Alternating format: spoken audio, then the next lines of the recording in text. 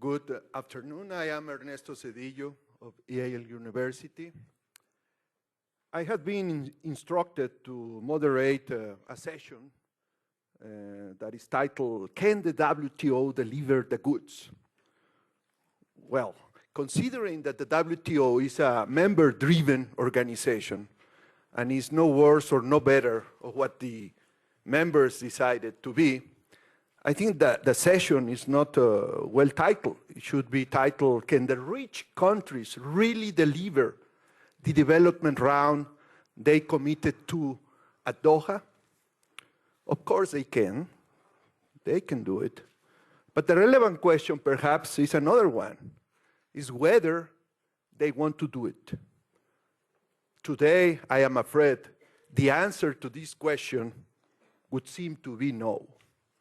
If we look back to the pre-Cancun and even to the post-Cancun story, we should recognize that so far the Doha round has been a story of missing deadlines, of mounting frustration, and perhaps of a very erratic behavior from the part of the major players, particularly in the developed world, but I should also say that the major players in the developing world have not been particularly ambitious about trade reform.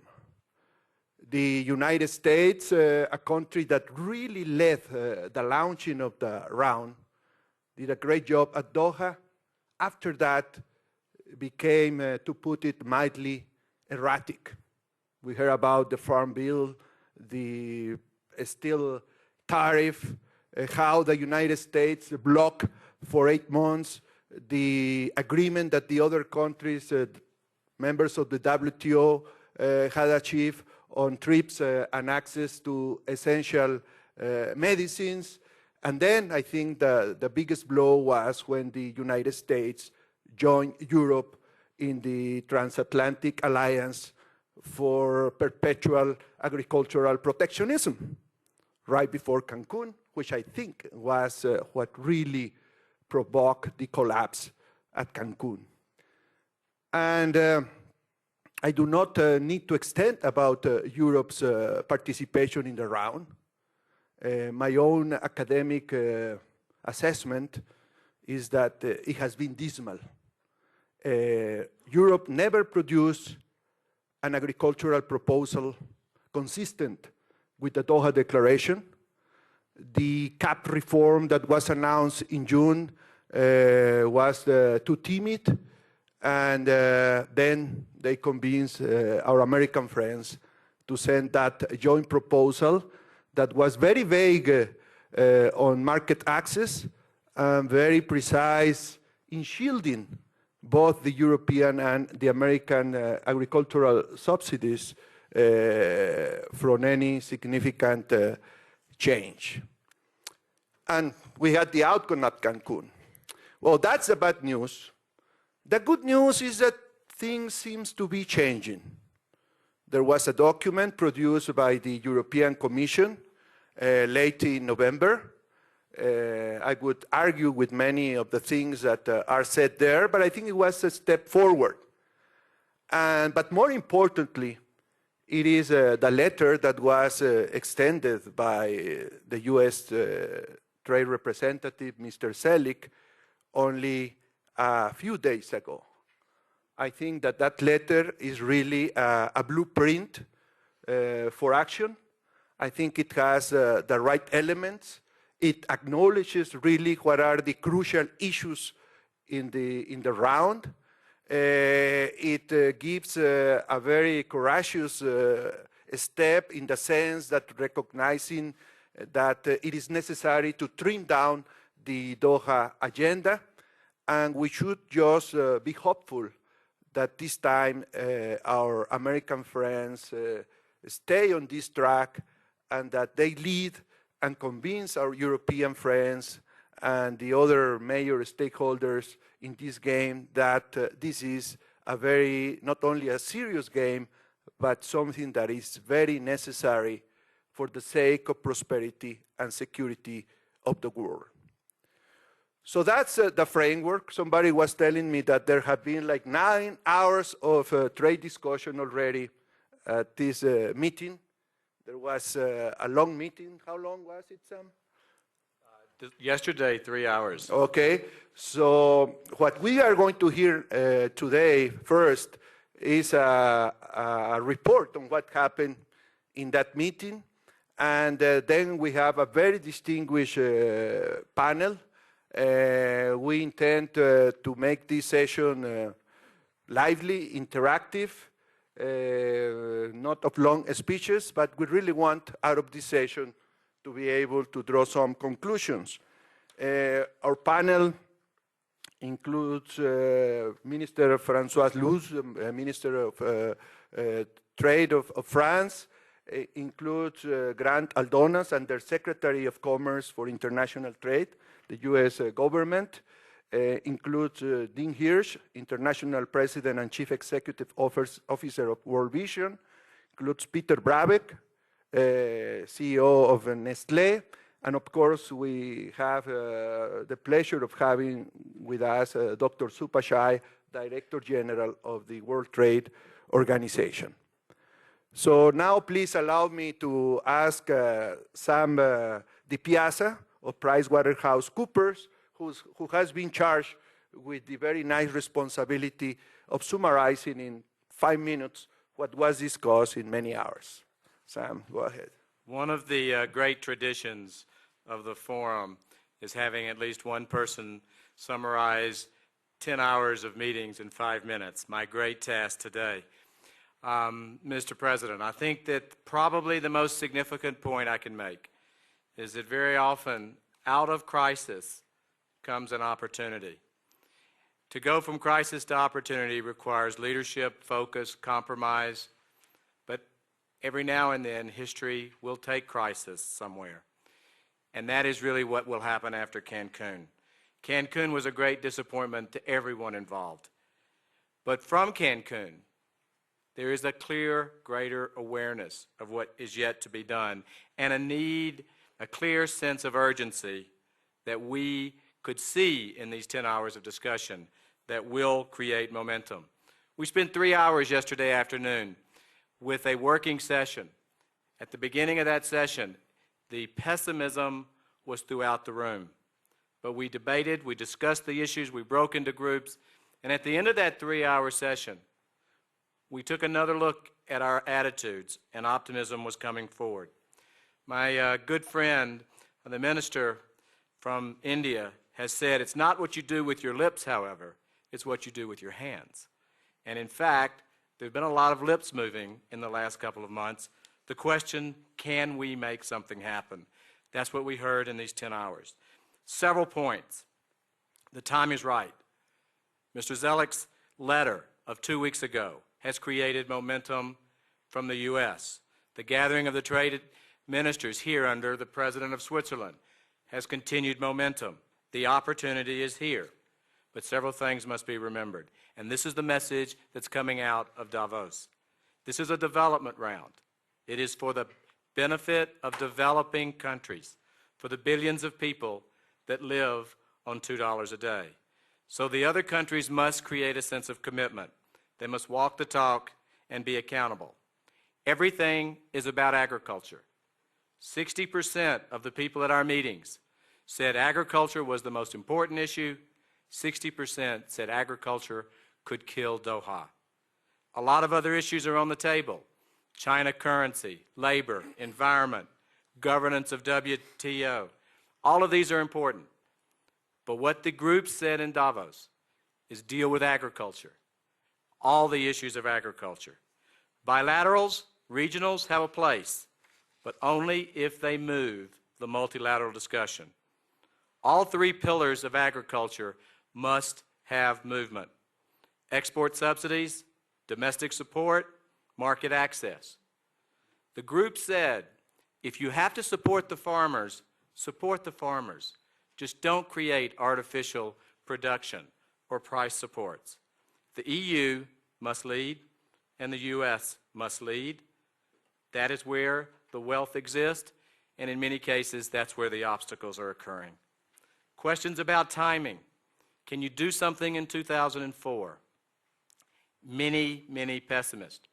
But frankly, what we heard in the discussions from the ministers themselves is a commitment to move toward a framework, particularly on agriculture, this year, so that even if it is an election year in the U.S., we will move forward with progress. Maybe not finished by the end of 2004. Uruguay took 8 years. But in 2005 and 2006, we can create the opportunity for the 2.8 billion people in the world in the developing markets that live on less than $2 a day. It is about agriculture. If we don't get the Doha round back on track, we could lose the WTO. The world could go back into isolationist, not the place we want to be. These sessions at Davos were clear. That's not what the participants here believe will happen. Thank you, Sam, for that very brilliant summary. Let me start to get some reactions from my right. Grant, Bob Selig is mouthing now the right words, finally, after some months of, I think, not doing that. Now, are we now going to see the actions and the leadership from the United States that are needed to make the Doha round successful, in spite of being in a very political year in the United States? Ernesto, I think the answer is yes. I appreciate where you started out in terms of what the WTO is, which is a member-driven organization, and lots of times talking about the structure of the WTO becomes a surrogate and a scapegoat for what are differences among the members. And what Bob's letter really was, with the blessing of President Bush, was an attempt to define the consensus around which the organization could move forward, and you could build a consensus among the members. So it really was an effort to move in a direction. The other thing it was a reaction to, I think, in fairness, some of the criticism the United States has received. I think the President is a committed free trader. He knows that we have to demonstrate that by our actions, not by our words. And part of what his instructions are to Bob, as well as the rest of us, and Bob's letter reflects that, is our job is to try and build the common ground so that there is an opportunity for the organization to come together. I think the one thing I always want to say about, which I mentioned earlier to you, Ernesto, is that there's always this view that the United States can't do trade in an election year. And of course, my rebuttal is always, if you look at every trade bill we've ever passed, it always ends in an even-numbered year. And what that means is we never do trade except in an election year. And so the idea that this president, as committed as he is to free trade, is somehow going to slow down in the context of an election year is simply wrong. I also will say that if you look at the results of the Iowa caucuses, the one individual candidate who had a strong anti-trade message came in 5th and left the election, left the race. I think there's a real interest in the United States in making sure that the market's open, but that the rules that govern the international trading system apply fairly to everybody. Thank you, Grant. Peter, is agriculture reformable in Europe? Because I think you and I have discussed this and agree that if agriculture is not solved, there will be no successful Doha round. But the big question is, can there really be a reform of agriculture in Europe? Before I give you an answer to this, let me just make one statement. At least that's my personal conviction. I think Cancun failed because it was doomed to fail before it even started. And it had nothing to do with negotiation, it had to do with politics. If you analyze the Uruguay round, there were certainly 2 big winners and a big group of losers. There were the USA, Europe, and the others. And I think what you have seen is that the others started to say, I don't want to be the others. I want to be a recognized partner in the process of a bilateral trade negotiation. And I think from the very beginning it was clear that this will be the best event in order to create a new partner, which is today the G20, and this would be the platform in which they will become known and they will become also respected. And I think this is, for me, the most important part before Cancun and after Cancun, because the US and Europe had to recognize, after Cancun, that there is another partner now, and not anymore others. And I think this is why you feel that after Cancun there is now suddenly action, new momentum, because we have recognized there is really a viable partner. And I think we have to take this into consideration in the way we are going to manage after Cancun. Today it was mentioned very clearly by the Minister of Finance from India that the worst thing and what they are most worried about, that through the negotiation process we try to break them up. This was mentioned both by the Indian, it was mentioned clearly by the Mexican, it was mentioned clearly by the Brazilian. We are not going to be broken up, okay? And don't try by the negotiation to put a break into our organization. I think this is for me very important. Now the question you are coming is a question, and a very clear question. Is Europe a credible partner in this negotiation, knowing that the agricultural subject is the most important one, to really move forward? My answer is that credibility has to do with capability. So the question is, and that's more a question, of course, to the minister in France, is Europe capable to deliver what it is promising now? Especially if you take the time frame. Now, we have heard that in the US, and we believe that the election year is not going to have a negative impact. I think we have a commitment from the President that the election is not going to be disturbing. The capability of Europe in a year where we are going into an enlargement, where we are going to still talk about corporate governance of Europe. We have no idea how to run this new enlarged Europe, where we are going to have an enlarged Commission, where we don't know who is going to be in charge of what. Is this Europe credible to be capable to really live up to what it is promising? I have my doubt, frankly speaking, about this question. Thank you, Peter, for that pessimistic conclusion.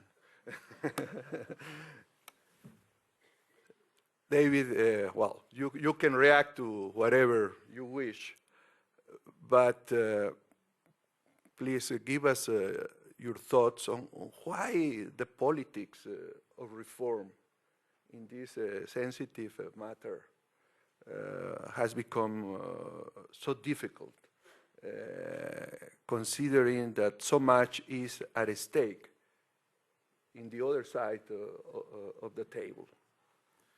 Well, I think one of the issues is that if there are 3 billion people that are living on less than $2 a day, and a good portion of them are living on less than $1 a day, they don't have the same advocacy rights or the same investments to put into influencing those who take decisions.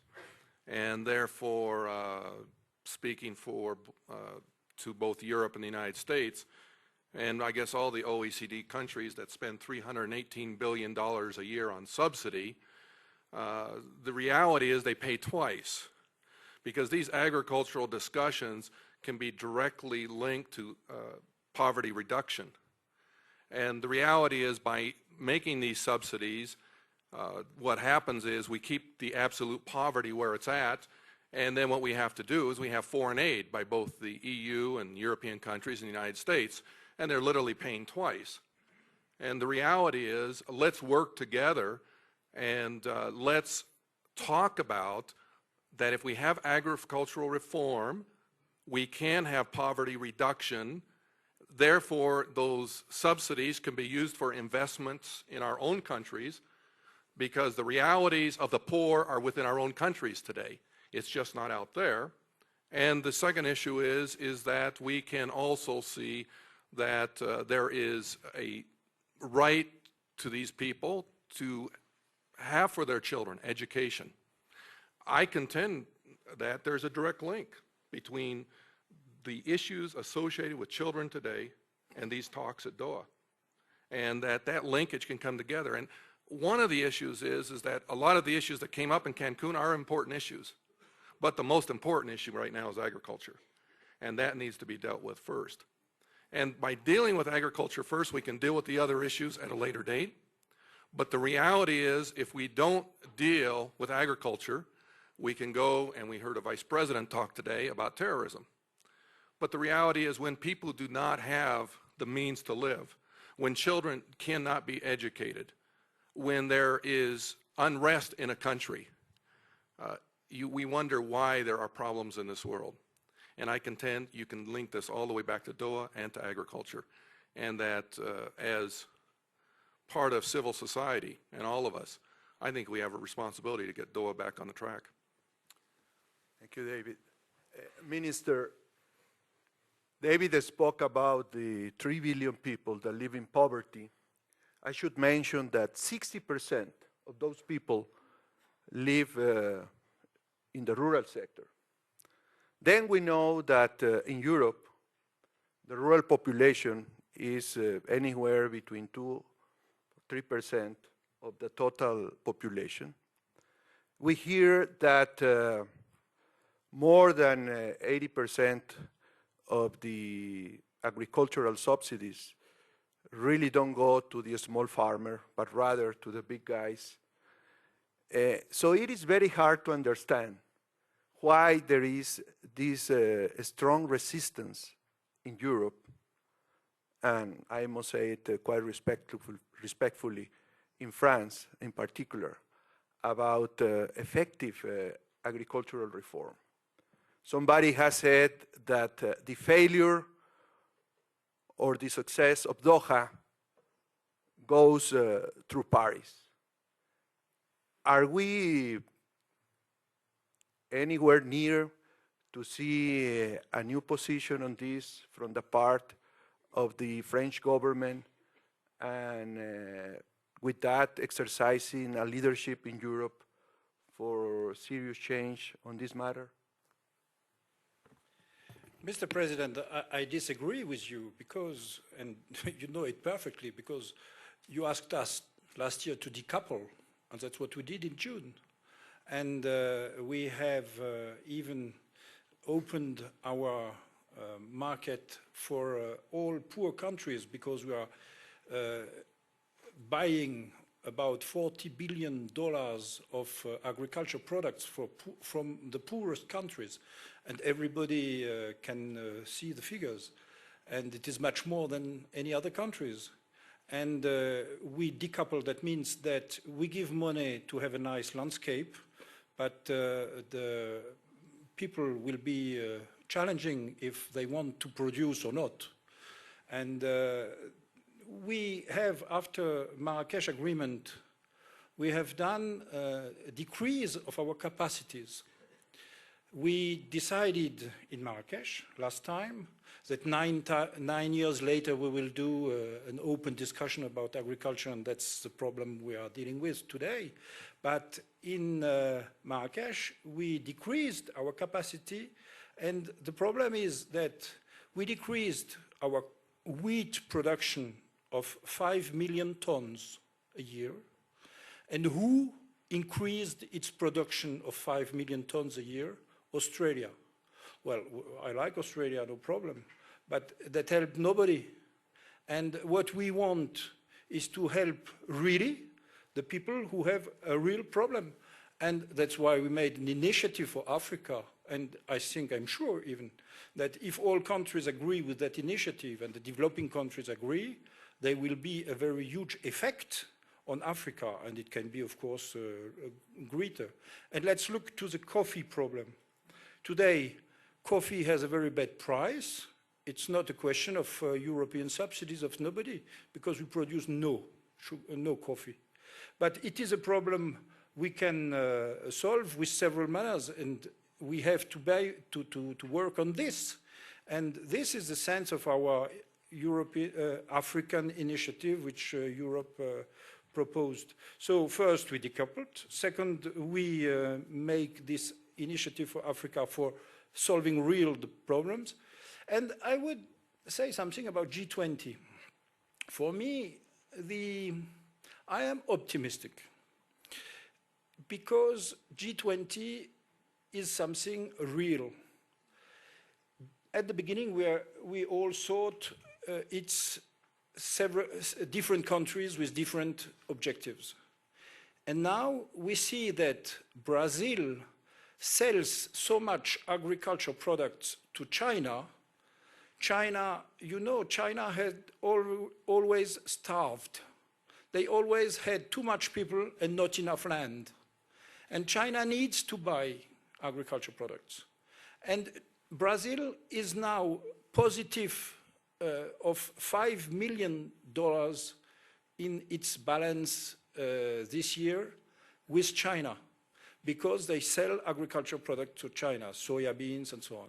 And that means that G20, instead of they still say subsidies, subsidies, subsidies, but they do with their hands a lot of interesting things in between G20. And they see that the need of agricultural products of China is a much better deal than what they can gain of some exporting sugar to Europe or to the States. And I think that we are beginning to have now the real beginning of the discussion with not North against South or South against North, but we become now able to see a multipolar world where there are very poor which need preferences, emerging which open between them what is necessary to have huge, to use the growth each of other. And other countries like Europe, which are, of course, able to help, but who will not decide from one day to another that we do not want our landscape to be nice. So I think we must focus now to the right problem and stop saying just theological ideas about free trade. And in Europe, I'm also a little bit pessimistic because I see how difficult the things are. But in Europe, we did one thing. We did free trade in between Europe. The 25 countries of Europe are in open free trade from the 1st of May this year. We have the 15 in free trade since the 1st of January 93. We are in totally free trade. But how did we? We made, when we opened, we had also money to help building highways, trains for the countries who were less developed. When Spain came into Europe, Spain obtained from Europe every year money as large as 3% of their GDP as subsidies from Europe to build highways, to build trains and so on. And this is the method for free trade to produce a real result. You cannot just say, we open everything and everything will be okay. You must give to the countries who are less developed the possibility to invest in their public facilities so that this society is increasing really, and growth in Spain is, since they came in Europe, 2% more than the rest of Europe. So we know what means free trade and integration, and we know that free trade alone is not the solution. Thank you, Minister. I would just like to make 2 points. Every serious technical analysis that I have seen about the reform of the Common Agricultural Policy that was announced last June shows that reform will not have any significant effect on relative prices, on the pattern of consumption, on the pattern of production, and on the pattern of trade. You mentioned the couple, but actually this reform introduces only partial decoupling and it still leaves a lot of discretionary power to Europe to decide which products will have subsidies or not. And in fact, products like as important as sugar were not defined in that common agricultural policy. The second point has to do with preferences for poor countries. Well, that sounds very nice on paper, but it has some serious consequences, not necessarily good for the poor countries. You know, agricultural markets are global.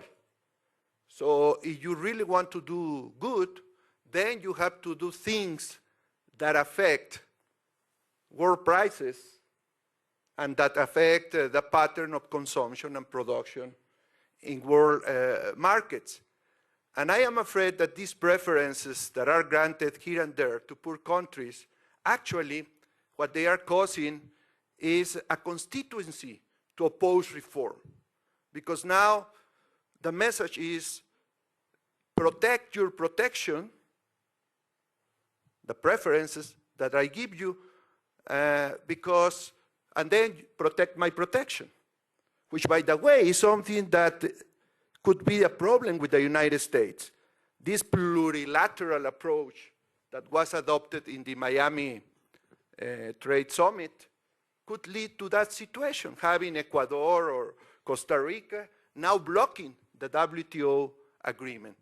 So I think these points have to be clarified. Of course, you can come back to this later on, Minister. Dr. Supashai, first of all, let me praise you for your hard work, your patience, and I think all of us understand how tough your job has been.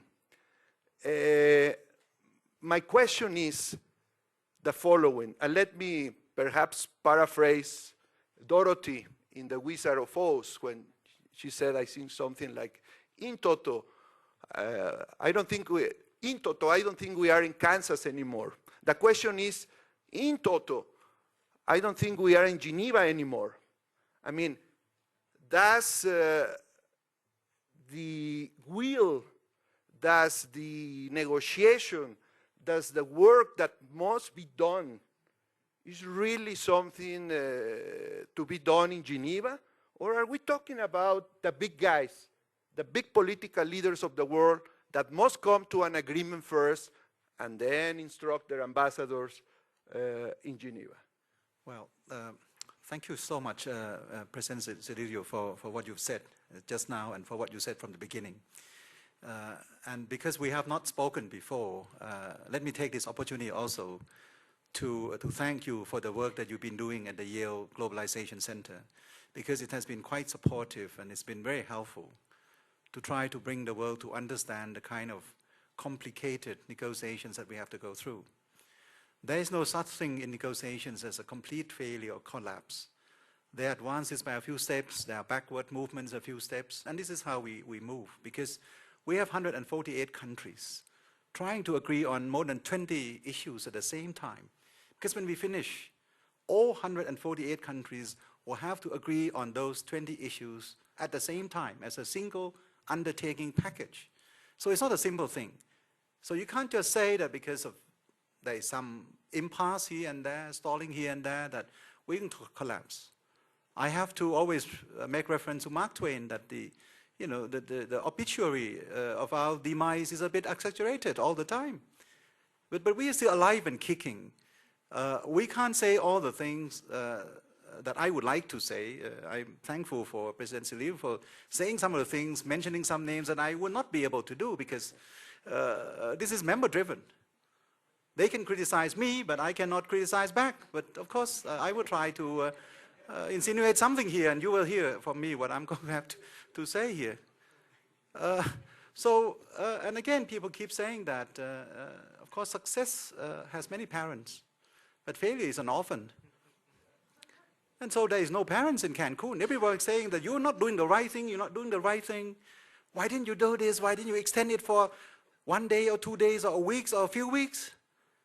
I don't think if we extend it by a few months in Cancun that we would have any achievement if the mood was like that in Cancun.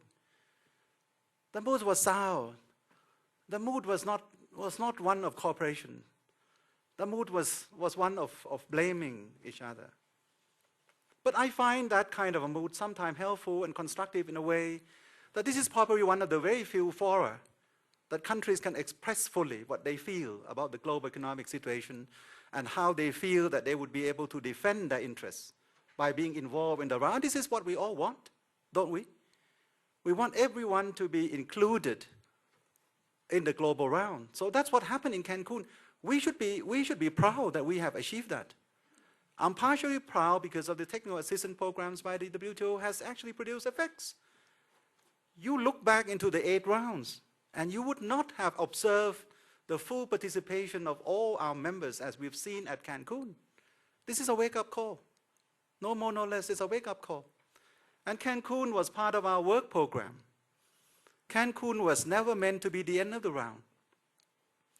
Cancun was part of the work program so that the ministers can come, take a look at their work programs, take a look at things that we've done, see how we can get guidance from the ministers to move forward. And that's what we got at Cancun. We could not move forward in certain areas, and we've moved forward in certain areas. I don't want to explain at length what Singapore issues mean. I'm sure that you know Singapore issues mean. It took us from Singapore meeting in 1996, I think, up until last year. It has been about 7 years. We never succeed in unbundling the issue of Singapore. But at Cancun, we succeed in taking the 4 issues apart and try to look at the merits of a single issue of the Singapore. That is a great achievement after 7 years of study and back and forth negotiation. And I wouldn't say that people have not cooperated. European Union has been cooperative because we achieved that unbundling because European Union has been in agreement with that unbundling. And that was achievement in Cancun. Let me say that before even we moved to Cancun, we have achieved something upfront, the early harvest for the rounds that people tend to forget. I don't mind that, but let me repeat it because I have to repeat and refresh people's memory. Remember the trust building effort that we had at the Doha meeting. Doha round was launched not only because of 9/11 alone. Doha round was launched because there was trust between the member country. And the trust was built upon the need to deliver from the round the kind of things that François was talking about to help the poorer countries participate in the world trading system in a way that they can gain some benefits. Not as just a bystanders or happen to be around and so you get some of the crumbs. No, they have to be part of the round. And one of the key to build trust, if you remember, was the intellectual property right agreement, TRIPS, and access to essential medicine. That was one of the great objectives of the round because 36 million people around the world are now affected by HIV/AIDS. 26 lived in Africa. Medicines are so expensive, it's 10 times the average income per head in Africa. So what we achieved with the so-called TRIPS and public health a few weeks before we went to Cancun, that was a real achievement. For the first time, we make full use of the existing agreements in the WTO to render assistance in enabling countries to gain access for affordable medicine. And it was a grand achievement because it brought together key players, mainly United States, very helpful, intervention by Bob Zoellick with a pharmaceutical firm, intervention by the European Union, very helpful because a lot of pharmaceutical firms are in Europe. Brazil, staked in there with their production, South Africa, Egypt, India. Now, if you say that all this combination of countries are creating difficulties in the area of agriculture, look at the areas of TRIPS and public health. So I keep saying that we still have hope and we still can fix it. TRIPS and public health is a good deal, and the deal was a difficult one, getting the advanced countries to be with the developing countries and granting some form of concessions. Basically concession. This is a humanitarian approach. If people keep saying this is a hollow slogan, having the round called development round, no, it's not true. We have achieved this. Another thing that people, of course, skirt over because they look at China. China is a big thing. China's accession to the WTO, I don't know, in 2001, it was a big thing. But this might be a minor step because at Cancun, we achieved in bringing 2 new members into the WTO. very small economies, Cambodia and Nepal. Yes, they are not China, but they are part of the so-called least developed countries group. Since the establishment of the WTO from 1996, we have not brought in a single LDC to the WTO. This is the first time we brought them in. And we brought them in mainly because part of the negotiations was spent on the agreement, on the negotiation to reach an agreement to facilitate the accession of the poorest countries. Now, if you don't think that this round has been doing something for the poor countries, I don't know what's going to be called this development effort. For the first time, the two have come in, and there are other LDCs waiting in the wing to join us. Before we arrive at Cancun, and at Cancun, we have achieved the kind of treatment that will be given as spatial treatment on 28 issues to the developing countries. We call it spatial and differential treatment. Of course, there are many more SDT issues that would have to be handled by this round. But at least 28 issues have been more or less put into institutionalized form, because most of the time, spatial treatments for developing countries were based mainly on voluntary participation. If advanced countries feel like that they would like to give spatial treatment, they did it according to the Uruguay round agreement. But within this Doha round, we aim at institutionalizing some of the spatial treatments so that they will become more predictable and precise and operational. And this has also been achieved. Again, if you look at the agriculture package, the one that is so much subject to all kind of criticism, and I'm critical also of the package. You compare the first 1.5 year of this round with the first 1.5 year of the Uruguay round. You remember it took us 5 years? It took us 3 years to agree on something that would be put as framework for negotiation in agriculture. It took us nearly 5 years before we can go to Blair House and get the Blair House Accord, something that the European countries didn't have the chance to negotiate. This time around, after a year and a half, the agriculture proposals that are on the table, if you look basically at the joint paper by the US and EU, which is being criticized, and of course all the members have the rights to criticize each other's proposals. This is so substantial in certain areas that we have not dreamt of achieving in the Uruguay round. Of course we are not yet satisfied. The members are not yet satisfied. And I'm sure we can achieve more. But you compare 1.5 years of work in the Doha round with 3 to 5 years of work in the Uruguay round, and you would see the difference. The things that are on the table in agriculture are very substantial, and I would just spend some time on that. So just would like you to know that when I talked about, and try to convince some of our friends here also, and you, that we should be able to deliver the goods. And President Silvio has already said that he hopes that the richer countries can deliver the goods. I would say that if the collective membership can help to deliver the goods, we'll be there. But there are two conditions, and I just go through this quickly so that we'll save time. The first thing that is required, because we have to walk the talk. There's been a lot of talks. After Cancun, I've gone around the world 3 times, I think. All the nice talks, commitments I've heard. But we need more than commitments. We have to walk the talk. We have to do what we say, and we have to execute it. I would answer your question, President Silvio, at the end, because hurry up. just give me 2 more minutes. We need to give the minister some time to answer to you. Give me two more minutes. I think this is important. We need to change our work habit. And there are 3 ways to change our work habit. Firstly is that we need to negotiate. We need to have negotiations among members. And I have said this yesterday at our ministerial meeting. I just repeat again because I like you to know that we would change this working habit.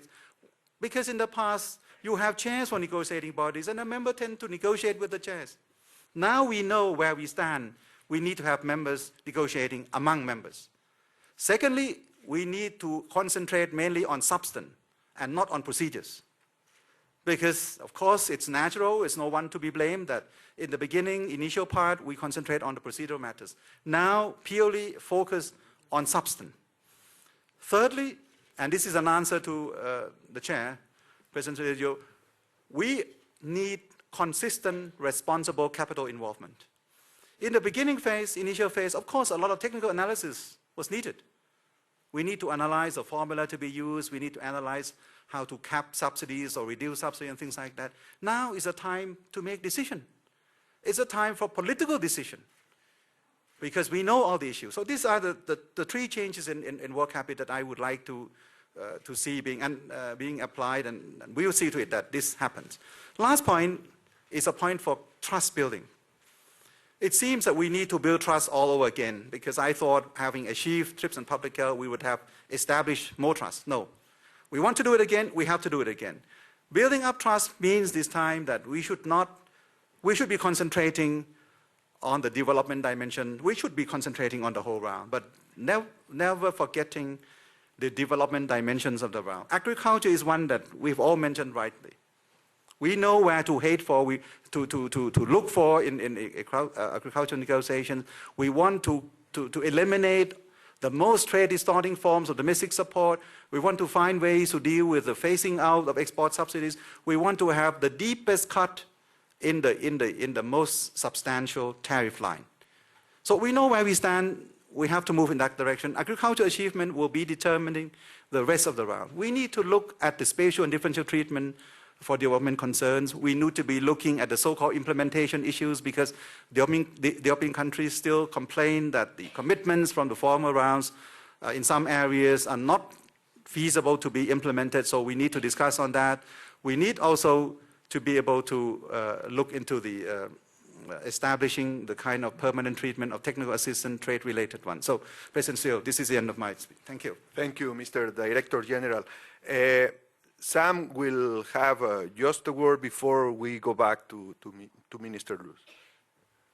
To encourage our dialogue, I would like to challenge a bit. I'd begin with Dr. Supachai. I would like to say to you that it is clear from the discussions here at the annual meeting that the WTO can deliver the goods and is the right organization to do it.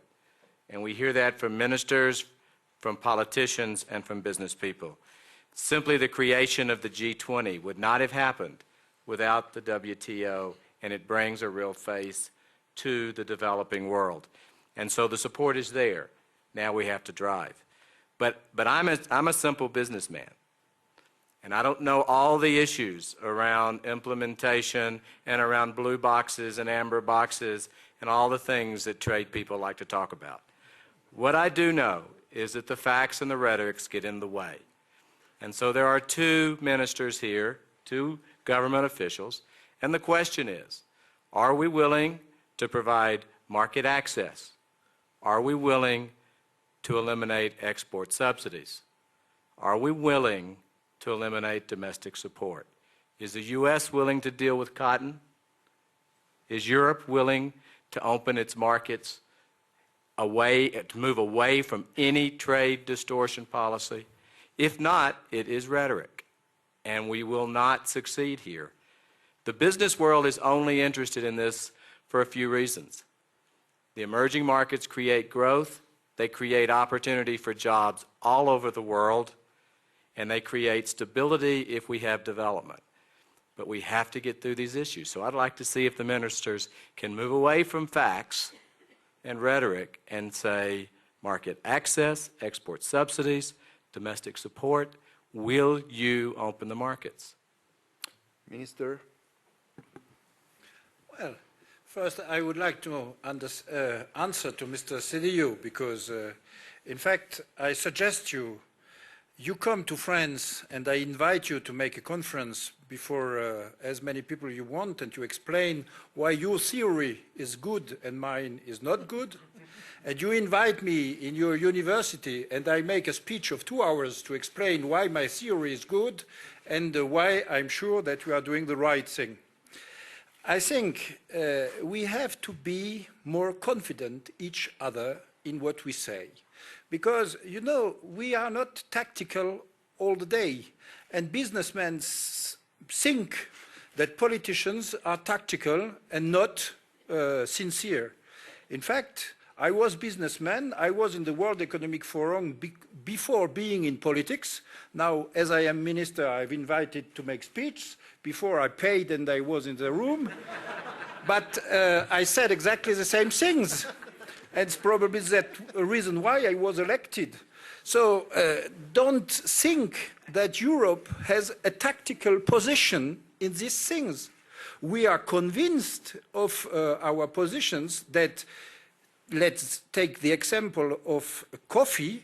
There is no reason why coffee has a so huge problem. There is no concern with the European subsidies. So do not be as short-minded, and please look all the situations which we have to solve. Second point, we usually say we want the Doha round altogether. And in fact, that's what I said, that's what we said. We always said it is a global deal. And we said that nothing is decided until everything is decided. But I noticed that on pharmaceuticals, we found a solution. And it was very important, and because it was important, all the world was able to find this solution and to commit to the solution. And I'm thinking, it's a question. If we should not, from time to time, try to solve the problems with less as 20 problems altogether, and probably we could commit politically more if we say now this, now this, now this. And I have no proposals on that, but that is a consideration. We have to be really delivering the goods, and we should perhaps not wait to solve one problem until all the problems are solved. Perhaps it is new. We never said that, because we always said we want to go forward because we think everybody has to give something. But we consider we've given. And we consider that we have a good will, and we can make a good deal with a lot of problems. And third, are we ready? The question just asked. I think we are open market. We are. I think the only problem we see is that if we make more open, we can say, let's say, at the end it means producing less. We control the quantities we produce in Europe. We would like US also to control the quantities. It would be interesting and saying, okay, we produce so and so much, you produce so and so much, the increasing will be done by the developing countries. We could say that. This is the kind of discussion which exists on steel. Why shouldn't we have it on other domains? And we could say, well, we are ready to discuss that with cotton. We decided to change our rules in cotton. We can have this kind of discussion, why not? And in that sense, the agriculture policy consists, if we do all what you want, to reduce productions in Europe. Let's imagine we do it. Last time we did it after Marrakesh, the result was 5 million tons more wheat in Australia and less in Europe, and 1.8 million tons milk more in New Zealand, and the same figure less in Europe. You can look at it. It is the same figures between 95 and 2000, exactly the figures. I'm happy to open, but I think we have as an objective to help the African countries, to help the developing countries. And of course, all we did last time helped Australia and New Zealand. So find a good solution, and I agree with. First of all, Minister, thank you for your invitation, which for me will be easy to accept, because I have been working with a French economist, Patrick Messerland, on a report on the multilateral trading system and the Doha round for Mr. Kofi Annan. We are about to finish that report. Probably you will not like that report. So maybe we can make a presentation at Sanspo, where I even have sometimes a little office, but in front of the students, we can present our report, and maybe you can comment the results of our report. So that will be very interesting. Well, now we open the floor for questions. pardon. I didn't see you. No, Ernesto, I wanted to do two things. One, let's be very clear, except for Ernesto Zedillo, if Minister Loos came and talked to Yale, everybody at Yale would agree with Minister Loos. I think we need to make that clear right off the bat. The second thing is, and I never know how well American humor translates, much less the Marx Brothers, but Groucho Marx had a famous line, which was, who are you going to believe, me or your own eyes? And I have to say, with all respect to my friend Minister Loos, what I heard in both Doha and Cancun was the developing world said, thank you very much, we'll believe our own eyes. And what they were saying was something which I thought was very powerful, and I took personally. I'm from Minnesota, grew up in and around farms, have a strong sense of the tie there to the subsidy system and parity as has existed for 100 years in the United States. And what they were saying was, we understand the dynamic economically. It's not just about market access, it's not just about subsidies, but when the prices are what they are because of subsidies in the developed world, we live with the social consequences as well. If a farmer can't earn his living on the land, he will find his way to the city with aids and all the other things that go along with it, and with very little in the way of resources to grapple with those social consequences. And I think that's a fair critique. And so in some respects, what we have to do in agriculture is meet that halfway. And it really goes to Sam's questions, which is what can we do under those circumstances? And I think what Bob's letter reflected is that the answer to the 4 items you posed, Sam, is yes, yes, yes, and yes, as long as it's in the context of a trade round. In other words, yes, in terms of elimination of export subsidies, yes, we'd like to see a significant reduction in domestic supports. I don't know if we can get all the way to elimination given the politics. Yes, certainly in terms of market access, a willingness to open our market in return for market access elsewhere. And even on cotton, the answer is yes. But here we run up against something that Ernesto has written about, and it is unfortunate that in the trade world, where trade is very much win-win, the political logic of the WTO system is mercantilist at its heart. It's, I'm going to keep my trade barriers until you give up yours, right? Instead of what we all understand, which is we're better off if we're all liberalizing as a practical matter. And that's where the hang-up is, because we're caught in the development round. It's not an empty slogan, the Director General is right, but we're caught between what we know is right for development purposes and poverty reduction purposes, and yet the political way we get to a deal in terms of negotiating within the WTO framework. So when someone asks me about cotton, I say perfectly willing to go there, but at the same time, at least as we understand the organization, this is a negotiation. And we still have to be able to come back to the United States and convince politicians in Congress, who under our Constitution actually run our trade policy, and say to them, this is a fair deal, even on cotton, right? And so I think the answer is yes, yes, yes, and yes, as long as we're in the trade round, and somehow we collectively as members have to grapple with this mercantilist political logic and break through that, because that's the key to poverty reduction.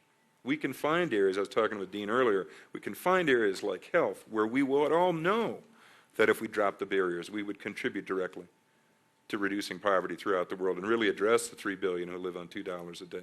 And that may be the way we have to demonstrate the progress in the interim until we get to the final conclusion of the Doha round. Thank you, Grant.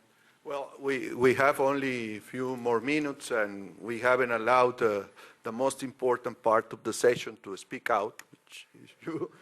So we'll take now a few questions for whoever you want in the panel. Please. Yeah, it's coming. No, here first. Sorry. First row, and then we'll go. I'm Philippe de Buc, Secretary General of UNICE, representing the European business. I must say that we are really committed to the World Trade Organization. We have done a lot to push that negotiation forward. We have tried to have contacts with business organizations all over the world. So we are, and on agriculture in Europe, say for all kinds of reasons, also in Europe, and for financial reasons in Europe, we will have to review the common agricultural policy, but we have done already an important step. I want to put a stress on that. But there is something which was not discussed here, I would like to have the panel on, is that we have to put that forward in the public opinion. And as long as there is a Cancun, and perhaps tomorrow also in Hong Kong, you have a lot of demonstrations, a lot of positions, which make, I think, for the politicians, the discussion very difficult. I would like to have their reaction. How to convince the public opinion that the WTO is good for not only the traders, but also for the people. Well, we'll take a few questions, and then perhaps I will ask some of the panelists to react to. Go ahead. Felipe Larraín, Catholic University of Chile. One question to the government authorities present in the panel. We understand, I think the public at large can understand that a country wants to support a way of life in agriculture. But the question is the mechanisms used to do that. And why, the question is, why interfering with the price system through export subsidies and other things if you can do it with income support and leave the market to do it with quantities? What will happen? So leave the adjustment to the market, support incomes. Can this be achieved? It doesn't seem to be technically that difficult. And it seems that it would be a very good way to the solution if it would be collectively agreed that everybody will do that. Any other comment from the audience? Oh, yes, please. Just a quick question on the Financial Services Annex and why that will be continuing given that Basel II is already in such difficulty in agreement.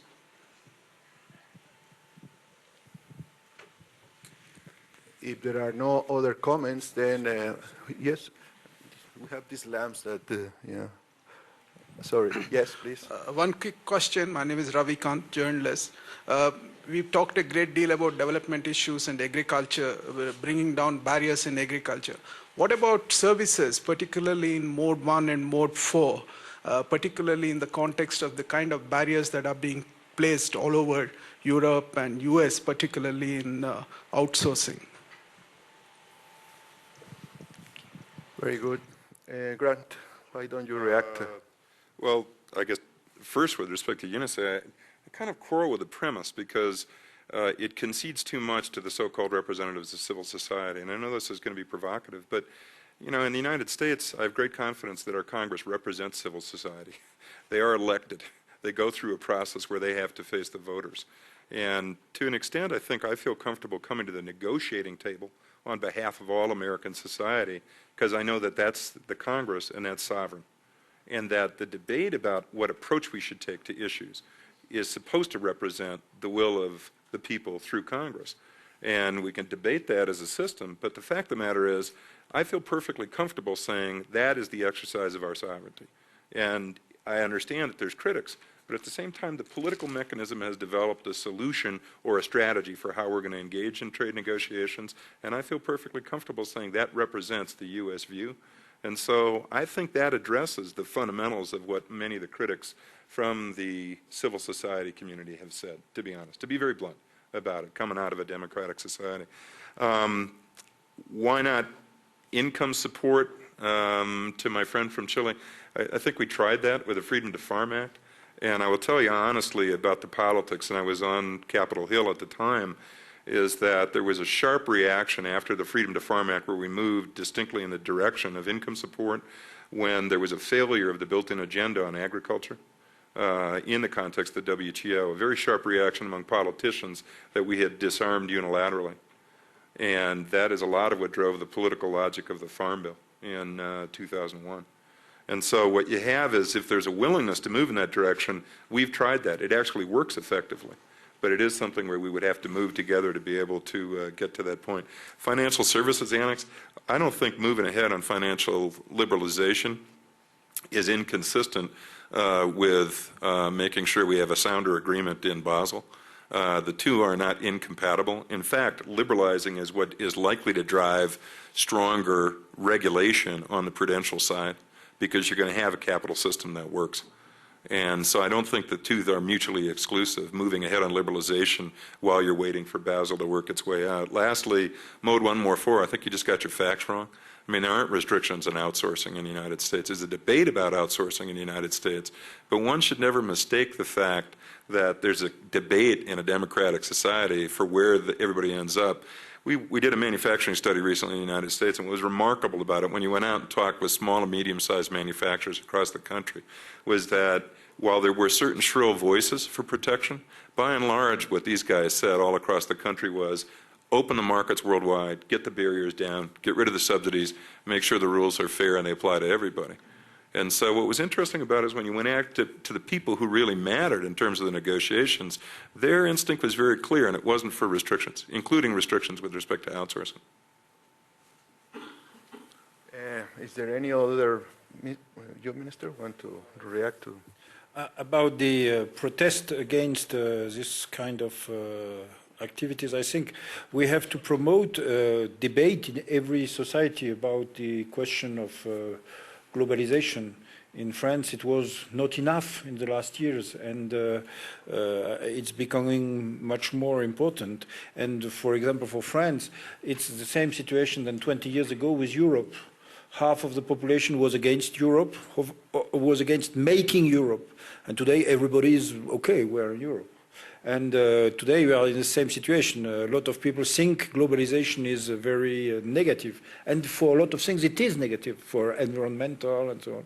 And we probably will have this as a debate in the political place where this will stop. And perhaps last time Davos and Bombay could mix a little bit, and perhaps this would be a good situation. We try to do that. We are very interested in the discussions with to promote discussion between NGOs and business, and to have things to evolve, because the solutions are not just a choice of one possibility against the other, but on the question of subsidies, we are in decoupling. We're doing that. We give the subsidies are more are directly devoted to the people or to the land, and not to the production. That's what we do. That's what we have been asked to do. That's what we do. On the financing, I just have nothing to add to what Grant said. And Mode 1, Mode 4. Well, we are open. We think it is a thing we have to promote and to be clear in that area. In Europe, we have had large discussions between the different countries of how much every country want to accept or want to have. The evolution is depending on the situation of the unemployment in each country, but globally it is positive. Speaking about the public's issue, I would say that there needs to be more transparency, and that because now you've got some countries, let's just take Europe, the United States, or North America, now you got the G20, but you still have LDCs that have not been included. And the reality is that the publics, as they interpret and they read and they see, that there needs to be more transparency. There needs to be opportunity for people to understand, and to understand the complexities.